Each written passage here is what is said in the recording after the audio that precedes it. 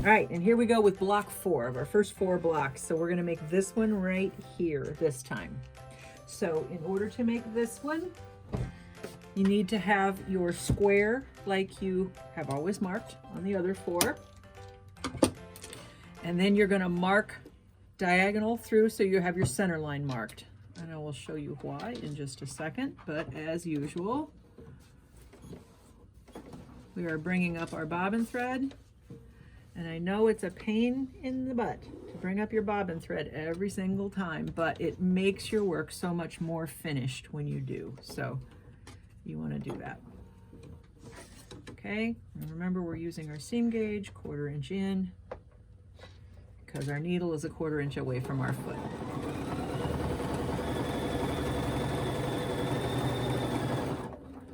So this is marking the outer boundaries of our quilt block. It doesn't matter really what goes on outside this marked line because it's going to be in the seam allowance when you put your quilt together. So you won't see it.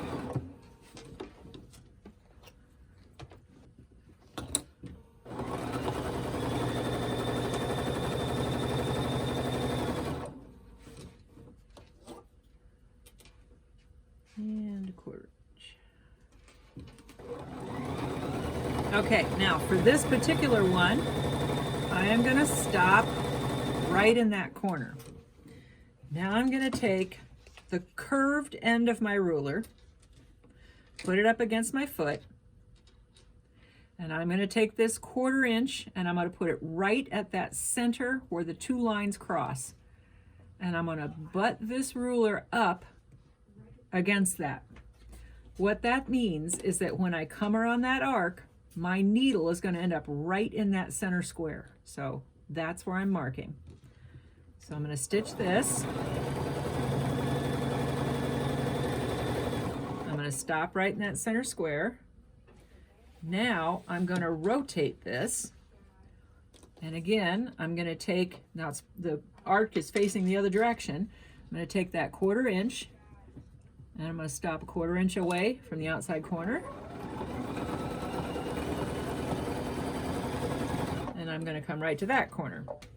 Okay, so now we're going to do our second corner and we're going to pull up our bobbin thread like normal. And there I go. And it is important to do the second corner the same direction you did the first corner. So you want to start, we started like this on the first corner, we want to start like this on the second corner. And again, we are going 1/4 inch from that center point right there. And off I go into the center. Now I'm going to swap it around and I'm a 1/4 inch off of the center here. And now I'm in the corner. All right. Now I want to come in a 1/4 inch away. So I did that by touching the back of my foot. And now I'm going to use the 1/2 inch seam gauge. Keep in mind, the needle is a 1/4 inch away from either side of the foot. If the back side of my foot's on the stitch line, then the front side of my foot's a 1/2 inch away. That makes my stitch line a 1/4 inch away. I'm going to go up to here. I'm going to stop when I touch the line. The front of the foot touches the line. Then I'm going to use my ruler on the line. Come down there, and you see how I just echoed that? And now I'm going to do 1/2 inch echoing going back up. So I'm going to come out here till I can get, these are all a 1/4 inch away, these lines on here. So once I get the 1/4 inch, the first line on top of my previous stitch line, then I'm a 1/2 inch away. I'm going to come up to this line. Now this, you're going to want to travel real careful because this is inside your block. I'm going to travel down until that same line is right there. Come back out.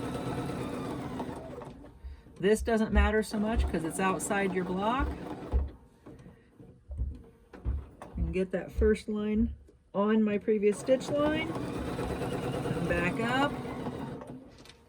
Be real careful how I travel down my previous stitch line. First line on. Come back out. I'm outside my stitch line, it doesn't matter. Back up. I'm on my stitch line, be very careful to stay right on top of it. Come down. Here I'm outside the block again. Come up. And then I'm going to just travel right straight back down that first stitch line till I'm outside my block. Now I'm going to pull up my bobbin thread.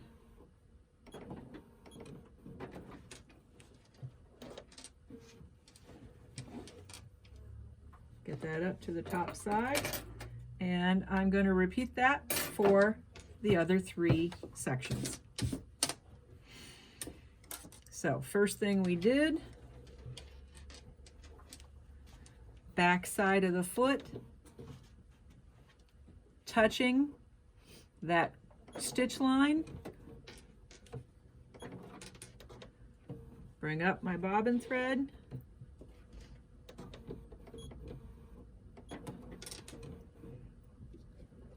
take my seam gauge, which I've misplaced, there it is. Take my seam gauge, and again, this side I'm doing a 1/2 inch away because the total foot is a 1/2 inch wide. Stitch that echo line till the foot touches up here. Now I put the ruler on the previous stitch line, stitch back down, and now I get back into that traveling up and down business again, using the 1/2 inch, which is where the first line of my ruler is on top of my previous stitch line.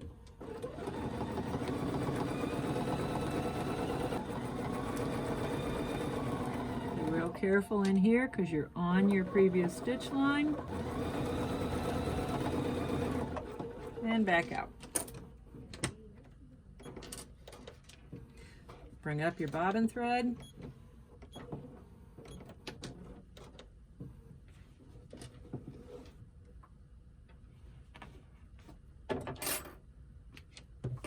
And off you go. And you're going to do the remaining 2 corners exactly the same way. And that will give you this block right here.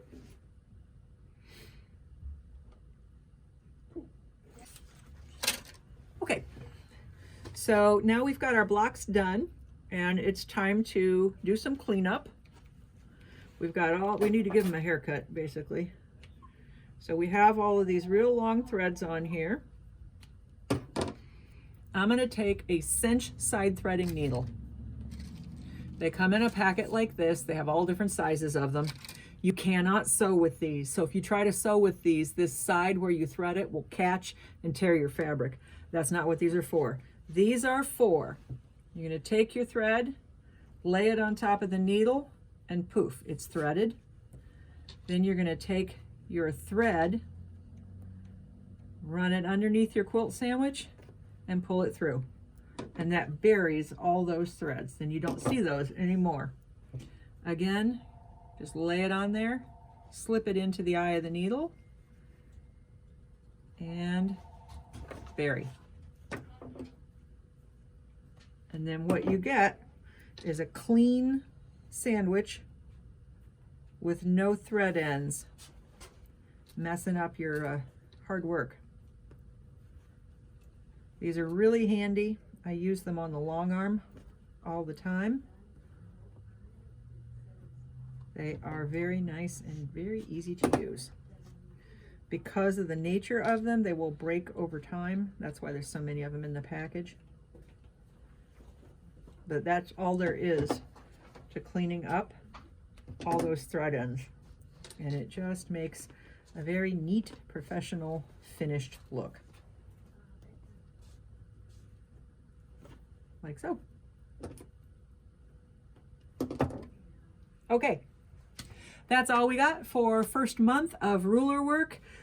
Practice, practice, practice. The more you practice, the easier it gets. You cannot just sit down and do this from the start and get great results. You've got to practice. Practice, practice, practice, practice. Make sure you're set up properly to start with. Make sure your tools are in good condition. Your machine is oiled, you've got the right needle in, you've got the right thread, all that good kind of stuff, and it will make your life much easier. You'll be able to just catch on to this very quickly with practice. Okay, we'll see you for month 2. Bye.